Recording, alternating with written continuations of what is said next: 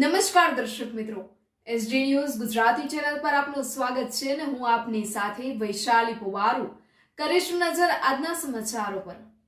અરવલ્લીથી બાયડ શહેરમાં સર્વજ્ઞાતીય સમૂહલગ્નોત્સવ 108 દીકરીઓને પાનેતર વિતરણનો કાર્યક્રમ યોજાયો। ધારાસભ્ય ધવલસિંહ ઝાલા અને તેમના પિતા પૂર્વ ધારાસભ્ય નરેન્દ્રસિંહ ઝાલાના વરદ હસ્તે દીકરીઓને પાનેતર વિતરણ કરાયું હતું। પરિવારના તમામ સભ્યોએ સાથે મળી પાનેતર વિતરણ કર્યું હતું। દીકરીઓને તારીખ 5/5/2025ના રોજ સર્વજ્ઞાતીય સમૂહલગ્નોત્સવના યોજાશે। 108 યુગલ સર્વજ્ઞાતીય સમૂહલગ્નોત્સવમાં પ્રભુતામાં પગલાં પાડશે। મોટી સંખ્યામાં સામાજિક આગેવાનો ઉપસ્થિત રહ્યા। 108 યુગલ સર્વજ્ઞાતીય સમૂહલગ્નોત્સવમાં ગુજરાતના મુખ્યમંત્રી ભૂપેન્દ્રભાઈ પટેલ પણ ઉપસ્થિત રહેશે।